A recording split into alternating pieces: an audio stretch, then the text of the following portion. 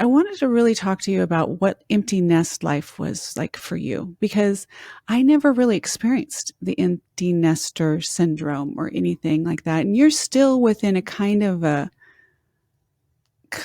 window. And the reason I know that there's a little empty nester there is when there's a significant moment, like when go to see Henry, and then you'll say, like, and I won't get to see him now for another however long that is. You really start counting down, or you remember exactly how many days it is that you've seen him. And for me, Felicia never really left home, and she just lives around the corner. And so I've never experienced that. So where are you at in this phase with that? Hey everyone, this is Becky. And I'm Angie. And welcome to Real Talk with Becky and Angie. Yes, so my son, Henry, my only child, except for my dog who's sitting outside thumping, hoping to get in here. He goes to college in Reno, and he left 2 years ago. And it was, his bedroom is at the end of the hall. And so every time I walked down the hall, it was like a punch in the stomach every single time, over and over and over and over again. And I know that it would have been difficult having him leave regardless. However, the last year and a half of his high school years were from my kitchen table. So that meant that during shutdown, he was home. And here I am in my office. I'm working during the day. He would come in and he'd share wins. He'd share stories at the end of his day. Mom, this is what I did today. You know, we were in contact every day, all the time. And so to go from that to nothing was really, really, really difficult. And I knew that when he was here and I got to spend every day I was grateful. Like every day I'm like, I'm so grateful. I'm so grateful. And then towards the end of his senior year, he had an opportunity to go back into class, physically go back in. And he went for a day, I think. And he's like, Mom, I don't want to. He goes, half are on Zoom, half are there. He goes, the teachers are just not really committed. It's just not really fun. And he goes, I'd rather just do it from the kitchen table. I'm like, okay. Selfishly, I'm like, okay. So are you sure? Yeah. I will add a little bit addition to the empty nest syndrome. So 5 years ago today, October 10th, 2018, I put my son, my 15-year-old son, on a plane with a one-way ticket to Utah. And it is a monumental time in our lives because I've talked about it somewhat, but not fully openly. My son was going to a private school, and he, unbeknownst to us, didn't feel very good about himself. So he thought it would be a really good idea to sell weed and be the go-to guy. And so in that, it's a private school, and they have a zero tolerance for that. They expelled him. And so they expelled him. And we had a choice of doing some kind of local rehab type of a thing or sending him off to wilderness therapy. And wilderness therapy meant that he was out in the wilderness 24/7, sleeping under the stars, cooking all of his food by fire that he made himself, would learn to do, and didn't know how long he would be gone. So he was gone for 11 weeks. We picked him up the day after Christmas. And the reason I'm sharing the story is you would think that when he went off to college, it would have been easier. No, it wasn't easier at all. Even having him gone for those 11 weeks and not really having the contact, like right now, I mean, I can text him at any time and most likely he'll get right back to me. We had very little contact, and we wrote letters. That's how, and we mailed them. No, actually, that's not true. We emailed them, and they printed them, and they took them out to the field for them. So it was very, very difficult. So back to my son went off to college, which is the story that most people can relate to, whose kids go off to college. Not many people have their kids go off to wilderness therapy. Surprised. However, let me give a little plug for Second Nature. Second Nature, if you have a teen and they are really struggling in a way that you don't know what's going on. You don't know what's going on. I had my son who was fun, outgoing, enjoyed his company, to that kid who they say, oh, he's just a teen. I don't think kids are just a teen. there's something going on. There was something very serious going on. He went from not doing what he not doing drugs or anything to doing drugs to selling drugs to feeling crummy about himself, like within a 6-month period. It happened rapidly. Mm. And so had we not done anything, I don't know what would have happened to him or what road he would have gone on. Anyway, I digress again. um, All I valuable, all valuable. I cannot say enough about Second Nature and what it did for him, the intensive therapy, being out in wilderness. And there's no contact with anybody. You don't have a cell phone. You don't have an internet. You don't have anything. One time he wanted the words to country roads. So I copy and pasted them into an email, and then they printed it and took it out to him. It wasn't, he didn't Google it. So it was all these little simple things. And he really got back to just basics and taking care of himself. And he came out a totally different human being. And we consider he had his college experience before he had his college experience, because it was so intense. So again, back to my son going off to college. He was gone for about, I'd say 4 or 5 months. And I was having a conversation with other moms that also had their kids go off to college. And I was saying, it's like a depression going through this, because they had the same experience too, where their kids were at home, and you could see the light bulbs go on. Like, oh my gosh, I didn't connect the dots that the way I'm feeling is because my kid has gone away. And I think for me, it's almost like embarrassing. Like, oh God, I can't believe I'm so depressed because my kid's gone off to college and I'm so sad. Like, especially when your kid's thriving at college, it would be horrible. I keep knocking my desk. It would be horrible if they're, She's like, horrible. I know, if your kid went to college and they're having a miserable experience. Like, I'm on the private parent UNR Facebook group. And, you see the parents go, oh, my daughter's having a miserable time. She doesn't like her roommate. She begs to come home every weekend. We did not have that experience at all. Oh, that would Henry, be tough. it would be tough. So Yeah. that empty nest deal is real. It's real. And my husband had a different experience. He missed Henry, yet he was, grape harvest happens right after school starts. So he's really busy and taking care of things. And he's used to having a huge distraction, where for me, my life didn't change. I was still working from home. I was still here seeing his room be empty. And it was really, really hard, and literally counting down the days until I can see him again. Mm-hmm. And one of my friends, she goes, 6 weeks is the magic number. When your kid goes away to college, visit them at 6 weeks. Before then, it's too soon. And after them is okay. 6 weeks, that's the mark. And it seemed to be the magic number for her. It just didn't work out. Like I said, grape harvest kind of goes through that time. So it was going to be difficult. So we just waited for him to come home at Thanksgiving and saw him then. And of course that was wonderful. But this summer we got to, he went away over the summer. So again, longest period of time to go without seeing him. He went to Montana to work and mountain bike over the summer. So I didn't get to see him as much, but we did go to Montana at the end there and stay with him for a few days. And then the three of us drove from Montana back to Reno and got to get him settled in. And then every time I leave, I'm like, ooh. And he came home for one night a week and a half ago, because he has curly hair, and he has a hairdresser here that he's found someone that can do his hair, and nobody else can do his hair. So he really likes this guy. And so he came home, and just so happened to be our anniversary. So the three of us went out to dinner for our anniversary, and it was very nice. So now it's been a couple of years. He's been gone. He comes back. And now I get that understanding of where parents say, like, I'm ready for him to move out, like officially move out and start his life. Like, let's just get that going. So then I can adjust to that. Because right now he still has his bed here and he has some things here. So he hasn't like officially moved out. I'm curious about that stage. So I pray that he stays within this side of the United States.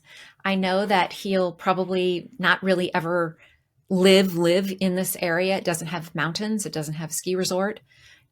So Yeah. It's a real thing. It's a real thing. If you're a mom, and even if you're a dad and you're going through it, it's legit. If you need to talk to somebody, talk to somebody. It's a real thing. Wow. I'm curious. What would that be like for you if Henry moved to Vermont? Oh, don't even say it, Angie.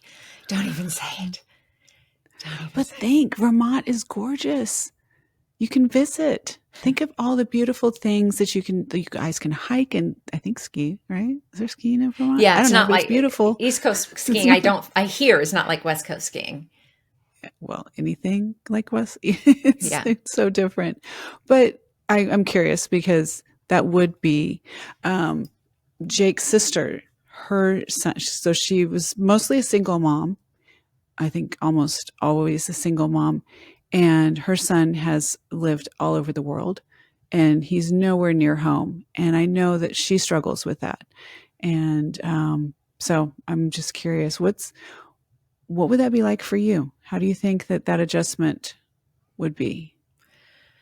Well, I think it would be difficult. And honestly, knowing my son, if he moved to Vermont, I'd kind of be happy only because he didn't move out of the country. So I can see my son is a very Nice. adventurous kid. During the summer, he went into Canada. He went all over Wyoming, Montana, and what other state is over there? I can't remember. He did all kinds of visiting, of touring around because he would have like 3 or 4 days off at a time. He loved Canada. He really, really loved Canada. But it's not that far. He Mm-hmm. also wanted to go to New Zealand for the summer to work, Ooh. and that might happen next year. Who knows? And I'm like, I wonder if he's going to meet a girl there and move there. I mean, that's totally possible. So it's possible that Mm-hmm. he could end up in another country. So if he moves to Vermont or somewhere like that, I'll just go with it. I'll just go with it. I You'll adjust. I'm grateful for the relationship that we have because I feel like it's a very healthy, nice relationship. So wherever he goes, we've always have text and we always have phone. What do you think about people talk about the difference between a mother daughter and like they have boy moms, like you're a boy mom, right? Do you Yes. identify as that boy mom thing? Because I had a girl. I had one girl, you had one boy. Now Felicia has a girl and she has a boy, and she is a boy mom. She has a daughter, but she really loves being a boy mom. Does that make sense? Absolutely. I loved being a boy mom. In my son's elementary class, the school that he went to, there was only one class per grade. So in his class, I want to say there were like 19 boys and 8 girls or something. It was dominated by boys. So not only was I a boy mom, I worked in the class. There were lots of boys in the class. I made lots of friends with the moms. Henry was friends with a lot of the kids. So we would do things together as groups. So I was always hanging out with boys. He did have friends that were girls. It was dominated by boys. So am I a boy mom? Absolutely. And I loved it. I remember when Asher, my grandson, was born, I was like, oh, what am I supposed to do with a boy? I Because remember I had a that. girl and then we had a granddaughter. I had granddaughter first. And then I was like, what do I do? What do I do with the boy? But I mean, I wouldn't trade him in for anything. I Yeah. love being a boy grandma just as much as a girl grandma. It's just, and I hear that there's a different bond. So do you feel like you're worried about if he finds that true love, that significant other, that bond? I've heard that there's a lot of moms, boy moms, who are afraid that there's a saying, you might know the saying, something about, do you know that saying? It's like Your daughter's always your daughter, but your son is the wife's husband. something. Something like that. Please, Yeah. please put it in the comments, guys. Yeah. Help us out. Put it in the comments, whatever that is. It's something about girls' moms forever and a boy's moms till the wife comes along or something like Yeah. that. Until the wife comes along. Um, Yeah. Something like that. what do you feel about that? Does that ever cross your mind So now that I put that in there? yes, no, it's interesting. I do think about it. And Henry's had some girlfriends over the years, and some I've liked more than others. And I I learned something from, okay, one thing I learned from my mom, and that is no matter The one thing. what kind of dirtbag I was dating, God bless my mother, she would be like, okay, you want to go to his house? Okay, I'll take you to his house. She always went along and never complained because she knew if she complained about that person, they would only be more appealing to me. So I learned that from my mom, and so that. Then there's another thing that I learned from a friend of mine, and she has this only son, and their relationship is tight, was tight, very, very tight. And he got a girlfriend, and that girlfriend was very jealous of the mom and drew a wedge deep between them, and they didn't speak to each other for like 2 or 3 years. During this time, they got married and had a baby. Oh And no. so I learned a lot from that experience. I love her. And she created a space where he needed mom. He needed mom to give him advice. He needed mom to, help him with certain things. And so I listened, paid attention, and said, okay, how can I make sure I don't do that for Henry? Henry is a different kid, obviously. And so he can figure things out on his own. There are times that he calls mom, I need advice. But I feel like I don't create that, like his need to need me. I haven't done that. And that's really, really important as a mom for a son. So with that said, I pray, please, dear God, let the woman that he does fall in love with and gets married to, she is a kind, wonderful, loving woman and loves me. And I've been like, I'd love a little like a daughter. It'd be so wonderful. And whatever happens, happens. I'll adjust to it when it happens. As it happens. Yeah. Yeah. It's all we can do. Yeah. It's all we can do day by day. Mm-hmm. Day by day, one step at a time.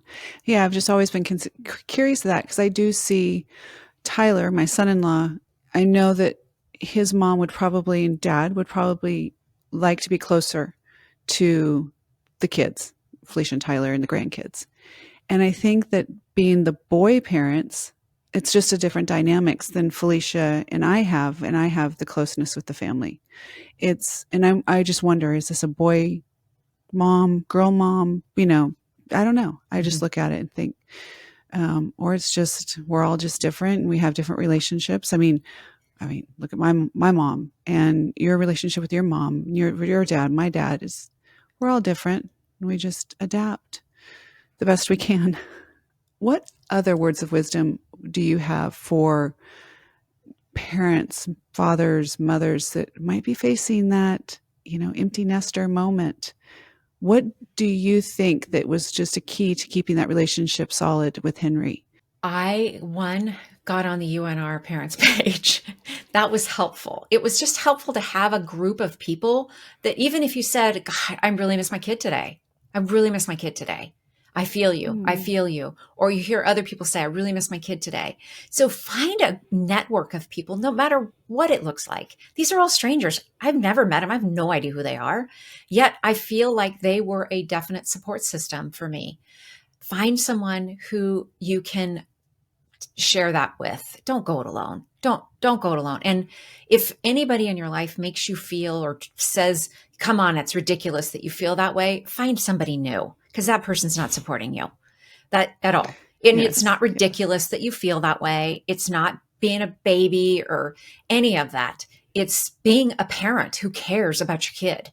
And bless you. Thank you. We need more parents like that. And if you don't feel that way, you're like, get the heck out. I'm glad to see you go.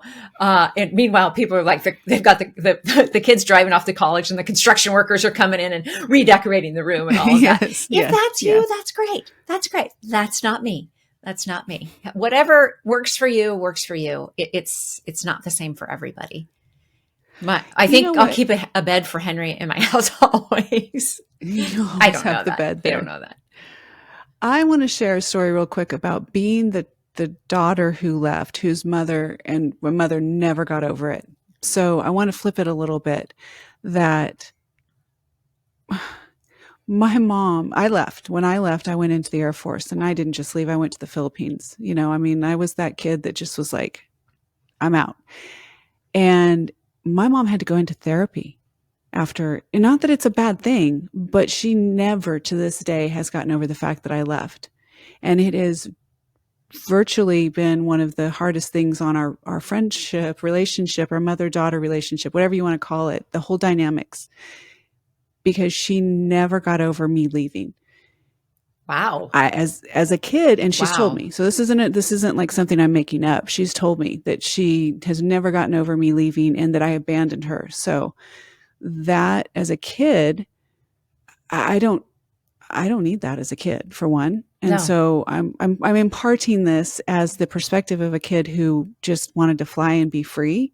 It wasn't personal. I wasn't like, I hate you and I'm leaving. I just independent. I want to go. I want to do my thing. And if you're a parent that's going through that difficult of a time, that's your difficult time. That Please don't put it on your kids.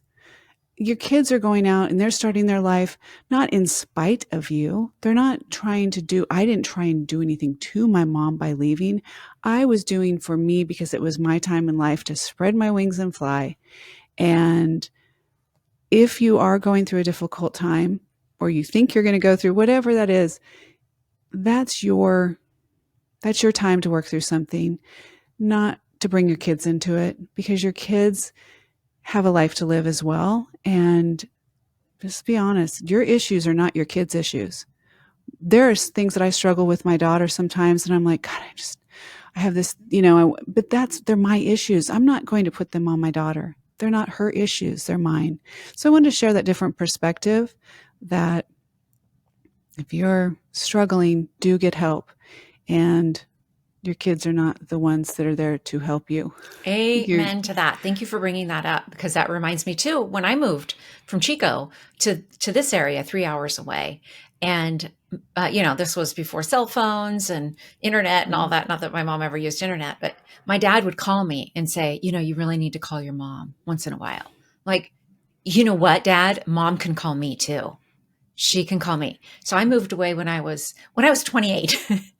So a little bit older than you did. I moved away when I was 28.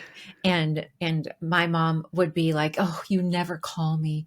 You never call me." The martyr. So to what you just mm, said, don't be the martyr, because it's not your kids' problem that they left. And they left because they're wanting a better life. They want to do something better for themselves, or do something different. Support them and find support for you outside of that relationship. That's why when you asked for me, what did I do? I went to the UNR website or the Facebook group, talked to my friends.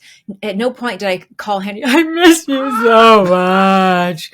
If I did that, I would, first off, he would feel horrible, and he might mm-hmm, actually laugh, because like, seriously, Mom, come on. But I would say, it doesn't mean I never said I miss you. It was, mm-hmm. I miss you. It was coming from a place of, I miss you. But I Love. miss you. I miss you so much. Don't do that. Don't do that. Don't do that. Don't do that. Trust me, do not do that. Never tell your kid that you ruined their life by leaving. That they ruined your life by leaving. Yeah. Anything like that. I mean, it's time we raise our kids to be independent. Is it easy on us? No. Mhm. Hopefully we're raising our kids to be responsible, productive citizens on their own in the world. Is it easy? No. Is it easy to let them go? No. I'm not speaking from one who's really had a lot of experience there. But Felicia's, over time, she doesn't call me every day. She doesn't call me every week. She doesn't call me every month. And she just lives around the corner. But I know that they're busy and they have their life. And thank God that they do. Thank God that they do, because they have their life and they have their circle and they have their friends. If my life their life revolved around me all the time, I'd feel super sorry for them, because my life is not as exciting as theirs is. And it's fun to watch my kids, because Tyler's my kid too, but it's fun to watch them grow and develop. And yeah, I miss some of the things that we used to do. Different phase in life, just different phases. So And what else? that's where Anything you else? create your own life. If your kid's your Mm-hmm. center of attention, and you don't have a life outside of them, and then they go away, it's even harder to find a life. It's not your kid's responsibility to be your life. You get to go out and find friends, make friends, get a new hobby, do something that helps you go through this phase, and not put it all on your kid. I think that is the most important part of it. Don't put it on your kids. It's not your kids' issue. If you don't want to do anything and you want to sit at home and you want to be bored and you don't want to find a hobby and you don't want to do these things to support yourself and go out and do things, have at it. Don't put it on your kids, though. Your kids get to go out and live a life. It may sound harsh. It's okay, but it's real because it happens a lot. I'm not the only one that's experienced it. I have other friends that I've talked to that have had similar experiences. And that's not a guilt that your kids need.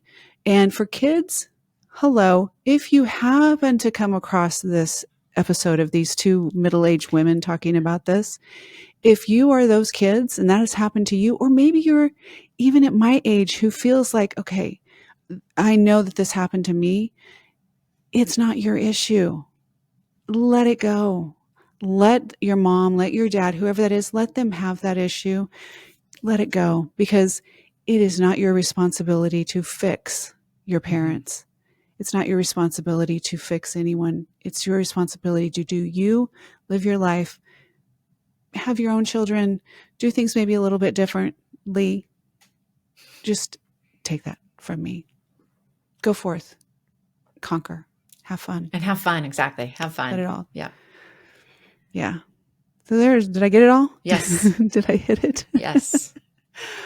Oh, Beckie, I love that you're in this stage of your life. It's funny because we've talked about this so many times that I'm this grandma now. I have my dad, and we're the same age, facing such different periods and era and generations and things like that. So it's good to catch up with you. As we've said before, Beckie and I don't get a chance to talk. I really between episodes, and Beckie, we need to catch up. We do. And people, really seriously, we have not, I don't think we've actually communicated with each other other than real quick texts here and there since the last time we did a recording. And it's been a few weeks for that. So yeah, there's a lot going on in both of our lives that we would really benefit from a catch-up call. We do. And as I hope that everyone appreciated the episode from last week. It was raw and unfiltered, and would love to get your comments and feedback on that as well. So anyway, I think that's it. Yep. All right. Well, anything else? Thank you for being here with us today. It has been fun, and love you, Ange. And we appreciate all the viewers. Love you too. And do those things that everybody talks about. Remember, Beckie, it's the like, subscribe, hit the notification bell, leave a comment, tell us how much you love us, all that stuff. If you're with us to this point, you know that we're friends now. And if we're friends, that means we would love for you to subscribe. And we'd also love for you to comment and like and share with your friends so we have a bigger friends network. Thank you. Absolutely. And thank you. And with that, bye-bye. Bye-bye. See you next time.